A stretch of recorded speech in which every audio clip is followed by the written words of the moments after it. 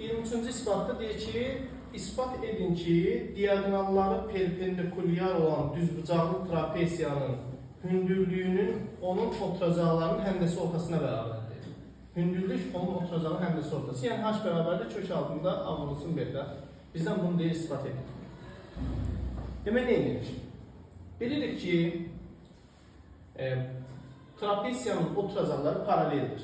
Paralel düz xətlər də 3-cü düz xətlə kəskəndə daxili çarpaz bucaqları alınır və bir-birinə bərabər olur. Digər tərəfdən eyni qayda burada da beta olacaq.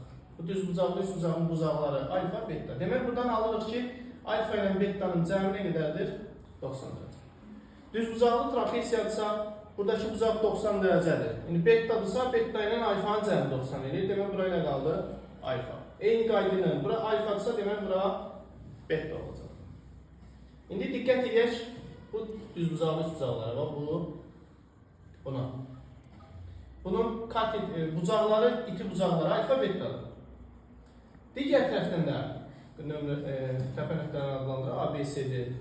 ABD düz bucaqlı üst bucağının iti bucaqları alfa ilə betadır. ABC'nin də iti bucaqları alfa ilə betadır. Demək ABD ilə, üst bucaq ABD ilə, üst bucaq ABC. ABC oxşardır. Demək ABD ilə üst bucaq ABC oxşardır. Oxşardırsa, uyğun tərəflərin nisbətləri bərabərdir. Və yaxud da ki, sahələr nisbəti uyğun tərəflərin nisbətinin kvadratına bərabərdir. Bunların sahələr nisbəti S üçbucaq ABD bölünsün S üçbucaq ABC.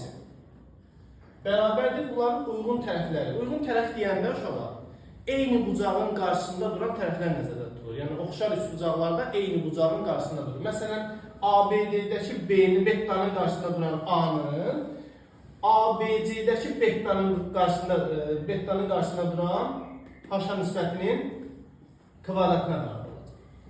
Düz yazdıq. Demək, alfa, beta, alfa, beta. Demək ki, betanın qarşısındakı H-ın, buradakı betanın qarşısındakı A-nın nisbətinin kvadratı olacaq.